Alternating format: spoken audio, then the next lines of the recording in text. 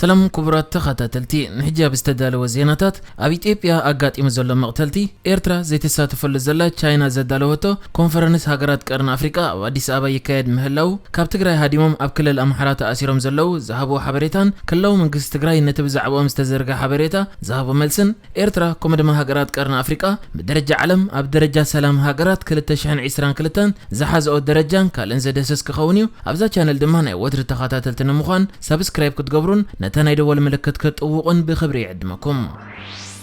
ኣብ ምዕራብ ክልል ኦሮሚያ ኣብ ዝርከባ ቆሸታት ዕጥቃት ብዝፈጸሙ መጥቃዕቲ ብዙሓት ሰባት ከም ዝተቐትሉ ተቓሊሑ እዚ ብማዕከና ዜና ዓለም ሰፊሕ ሸፈና ረኺቡ ዘሎ ቅትለት ኣብ ክልል ኦሮሚያ ምዕራብ ወለጋ ዞባ ጊምቢ ወረዳ ቆሌ ተወለድቲ ብሄር ኣምሓራ ኣብ ዝነብሩን ቆሸታት ዘጋጠመ ኮይኑ እቶም ዕጥቃት ብዝፈጸሙ መጥቃዕቲ ከዓ ኣማኢት ሰባት ክመቱ ከለዉ ኣሽሓት ካብቲ ቦታ ከም ዝተፈናቀሉ ተገሊጹ ኣሎ ማዕከን ዜና ኣሶሺየትድ ፕሬስ ናይ ዓይኒ መሰኻኽር ብምጥቃስ ኣብ ዘቕረቦ ጸብጻብ ዕጥቃት ብዝፈጸሙ መጥቃዕቲ መብዛሕትኦም ተወለድቲ ብሄር ኣምሓራ ዝርከብዎም ልዕሊ 200 ሰባት ከም ዝተቐትሉ ይገልጹ ነበርቲ ተኸባብን መንግስትን እቶም መጥቃዕቲ ዝፈጸሙ እቶም ብመንግስቲ ጉጅለ ግብረ ሽበራ ተባሂሎም ዝተሰሚዩ ሸነ ተባሂሎም ዝፍለጡ ሰራዊት ናጽነት ኦሮሚያ ክብሉን ከለዉ እቲ ንነፍሱ ሰራዊት ናጽነት ኦሮሚያ ኢሉ ዝጽውዓ ዕጡቅ ጉጅለ ድማ ብወገኑ እቲ መጥቃዕቲ ብሓይልታት መንግስቲ ከም ዝተፈጸመ ይኸሲሱ ነዚ ኣመልኪቱ ቀዳማይ ሚኒስትር ኢትዮጵያ አብይ አሕመድ ዝኾነ ተወሳኺ መግለጺ ክሃበ ነቲ ኣብ ክልል ኦሮሚያ ዘጋጠመ ዘስካሕክሕ ተግባራት ኢሉ ዝገለጸ ፍጻመ ክኹንን ተራእዩ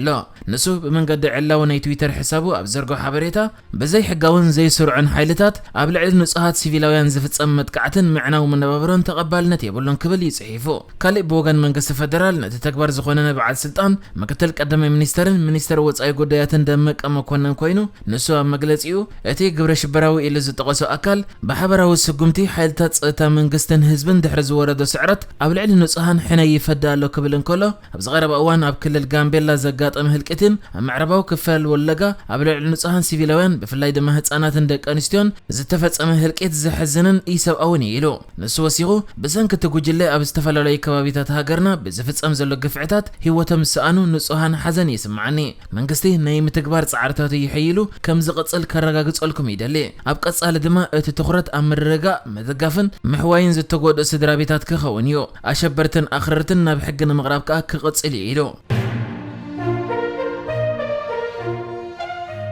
ኣብ ሰላምን ድሕነትን ቀርን አፍሪካ ኣቓልቦ ዝገብርን ሃገራት ናይ ተኸባቢ ዘሳትፍን ብቻይና ዝተደገፈ ኣኼባ ካብ ሎሚ ሰኞ ጀሚሩ ኣብ አዲስ አበባ ይካየድ ኣሎ እዚ ብዓይነቱ ቀዳማይ ዝኾነ ኣኼባ ብሓገዝ መንግስቲ ቻይና ዝተዳለወ ኮይኑ ኣብዚ ኣኼባ ከዓ ሚኒስተራት ወጻኢን ወይ ድማ ምክትላቶም ብምስዳድ ሱታፍአን ዘረጋገጸ ሃገራት እቲ ዞባ ሱዳን ሶማል ደቡብ ሱዳን ኬንያ ኡጋንዳ ጅቡትን ኮይነን ኤርትራ ከዓ ኣብዚ ዋዕላ ከተሳተፍ ዕድመ ተገይርላ ኮንተ ነበረት እንታይ መልሲ ከም ዝሃበት ዝኾነ ሓበሬታ ከይተዋሃበ እቲ ሃገር ኣብታ ኣኼባ ተሳተፍ ከም ዘየላ ማዕከን ዜና ኣሶሺየትድ ፕሬስ ከምኡ ድማ ዘ ኢኮኖሚስት ትበሃል መርበብ ሓበሬታ ሓቢረን ኣለዋ ኣብዚ ኣኼባ ኤርትራ እንታይ ኮይና ዘይተሳተፍ ዘላ ዝኾነ ዝተፈልጠ ነገር የለን ኣብዚ ኮንፈረንስ ብዙሓት ዛዕባታት ዝለዓሉ ዘለዉ ኮይኖም ሓደ ካብኦም ድማ እቲ ኣብ ሰሜን እቲ ሃገር ኣብ ትግራይ ዝጀመረ ኩናት ከም ዝኾነ ድሮ ቻይና ከዓ እቲ ኩናት መኸተምታ ክግበረሉ ከም ዓራቂት ኮይና ክትቀርብ ኣብዚ ኮንፈረንስ ሕቶ ከም ዘቕረበት ተገሊጹ ኣሎ بمسارات معكن زينا أسوشيتد بريس زرقي هو زلت سبساب كا فلوي لأخ تشاينا أب قرن أفريقيا تسو بينك أبتي أب أديس أبا زقبر زلو وعلا أنا بعلي أب زوبا أب دليت هاجرات التمسرته بسلامة ومن قدي زي مرد أن خفتح نشم قل الناس عرتات نمهاب دلويا قبل كم استزاربه وسيغون نبقي زي مجزأة خي تعرف الزملس نمكن خانو أتسقامي زتحل على نايبير هايمانوتون دوبن قديات آل ليلو دحرمت كاس تشاينا كم عراقيت كوينا خد قربيو حسب أغريبو نزب الزملكات أسوشيتد بريس ኢትዮጵያ እንታይ መልስ ትህብ ንምፍላጥ ሕቶ ኣብ ዘቕረበሉ እዋን ለገሰትሉ መልስ ከም ዘይሃበ ተዛሪባላ ኣብዚ ኣኼባ ዘማዕከን ኤርትራ ብምጥቃስ ካብታ ኣኼባ ዝበኸረት ተጠቃሲት ሃገር ትዞባ ኢላ ክትጠቕሳን ከላ ሚኒስተር ዜና ኤርትራ የማነ ገብረ መስቀል ድማ ብዛዕባ ዘኣመልኪቱ መልስ ካብ ምሃብ ከም ዝተቆጠበ ሓቢራላ ከም ዝፍለጥ ኤርትራ ሓንቲ ካብተን ሚኒስተር ወጻኢ ጉዳያት ቻይና ናብ ምብራቕ ኣፍሪቃ ብዝበፅሓሉ እዋን ካብ ዝበፅሐን ሃገራት እያ ነይራ ቻይና ንቐርኒ ኣፍሪቃ ተገዲሳ ከምዚ ዓይነት ኮንፈረንስ ክትዳለወሉ ካብ ዘገደደ ነጥብታት እቲ ሃገር ኣብ ቀርኒ አፍሪካ ብዙሕ ርእሰ ማለ ዋፊራ ዘላ ኮይና ሃገራት ቀርኒ አፍሪካ ኣብ አፍሪካ ካብ ቻይና እተን ዝበዝሕ ሓገዝ ዝረኽባ ሃገራት እየን كله منقص تግራይ ነቲ بحنتي ዘጋርዲያን እትበሃል ማዕከን ዝተዘርግሐ ክስታት ገዱድ ዕስክርናን ምጥፋእ ሰብኣዊ ረድኤትን ዘጠቓለለ ጸብጻብ መልሲ ሂቡ ኣብ ብሪጣንያ ዝመደበራ ዘጋርዲያን ተባሂላ ትጽዋዕ ማዕከን ዜና ብዝኾነ መንገዲ ሞት ብዝብል ኣርእስቲ ዘርጊሓታ ኣብ ዘላ ዜና ካብ ትግራይ ህይወቶም ኣብ ሓደጋ የእትዮም ክወፁ ዝፍትኑ ዘለዉ መንእሰያት ከም ዘለዉ ግን ከዓ ምስ ወፁ ኣብቲ ዝበፅሕዎ ቦታ ተታሒዞም ይዳጎኑ ምህላዎም ያገሊጻ እታ ማዕከን ኣብቲ ጸብጻባ እዞም ብሕቡእ ብኣስገርቲ ካብ ትግራይ ዝወፁ ዘለዉ ዜጋታት ካብ ውትድርና ከምኡ ድማ ኣብቲ ክልል ወሪዱ ዘሎ ጥምየት ዘስዓቦ ዕፅዋ ንምንጋፍ ምእንቲ ከም ዝወፁ ግን ከዓ ኣብ ክልል ኣምሓራ ተታሒዞም ይዳጎኑ ምህላዎም ያገሊጻ እዛ ማዕከን ሓደ ዳናይ ብዝብል ሽም ዝጠቐሰቶ ኣብ መቐለ ዝቕመጥ ዝነበረ ዜጋ ሰብኣዊ ኩነታት እንዳኸፍአ ምስ መፀ ከምኡ ድማ ናብ ውትድርና ናይ ምፅምባር ግዴታ እንዳንጸላልዎ ምስ መፀ ካብ ትግራይ ንኣስገርቲ ከፊሉ ከም ዝወፀን ኣብ ክልል ኣምሓራ ተታሒዙ ኣብ ዝዋን ኣብ መዳጎኒ ማእከል ከም ዘሎን ገሊጽለይ ክትብል ይሓቢራ ንሱ ኣብ ዘረብኡ ካብ ትግራይ ምስ ወፀኻ ብእኩባት ጎዞሞ ዝሓዙ ክትቅተል ትኽእል ወይ ድማ ብፋኖ እውን ክትቅተል ትኽእል ኢኻ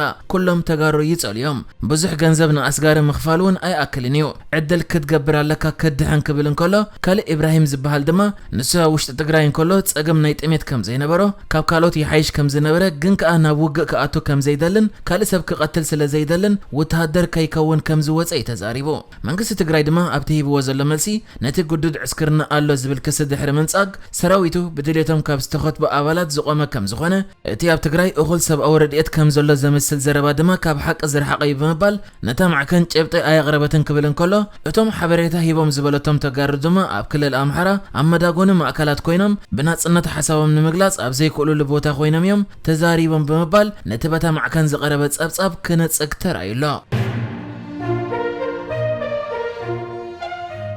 ዓመታዊ ሃገራት ብዘለወን ፖለቲካዊ ቆጠባውን ማሕበራውን ርጉእነት ኣብ ግምት ይእትዩ ናይ ዝተፈላለየ ሃገራት ደረጃ ሰላም ብዝርዝር ዝጥቀሰሉ ጸብጻብ ሕጂ እውን ናይ ዓመተ 2022 ጸብጻቡ ወፂኡ ኣብ ዘሎ ግዜ ኤርትራ ብሰላም ካብተን ኣብቲ ዝርዝር ዘለዋ 163 ሃገራት ኣብ መበል 132 ደረጃ ተሰሪዓ ብመሰረት እቲ ወፂኡ ዘሎ ጸብጻብ ከዓ ኤርትራ ካብ ናይ ቀድሚ ሕጂ ደረጃ 3 ደረጃ ወሲኻ ዝበለ ኮይኑ ኣብ ድሕሪኣ ከዓ ኣብ መበል 133 ኣብ መበል 135 ድማ እስራኤል ተሰሪዐን ኣለዋ ኣብዚ ኤርትራ ን31 ሃገራት በሊጻተሉ ዘላ ናይ ዓመተ 2022 ደረጃ ሰላም ከዓ ኢትዮጵያ ኣብ መበል 149 ደረጃ ብምስራዕ ካብ ቀድሚ ሕጂ ዝነበረቶ ደረጃ ናይ 9 ደረጃታት ንድሕሪት ክትምለስ ተራእያላ ብጀካ ኢትዮጵያ ካብ ጎረቤት ሃገራት ኤርትራ ሱዳን እውን ኣብ መበል 154 ኣብ ዳሕራዋይ ደረጃታት ክትስራዕ እንከላ ጅቡቲ ግና ንኤርትራ ብ19 ደረጃታት ብምብላጽ ኣብ መበል 113 ደረጃ ክትስራዕ ክኢላላ ኣብዚ ዝርዝር ኣብ ዓለም ብሰላም ኣብ ድሕሪት ዝተሰርዐት ሃገር ኣፍጋኒስታን ክትከውን እንከላ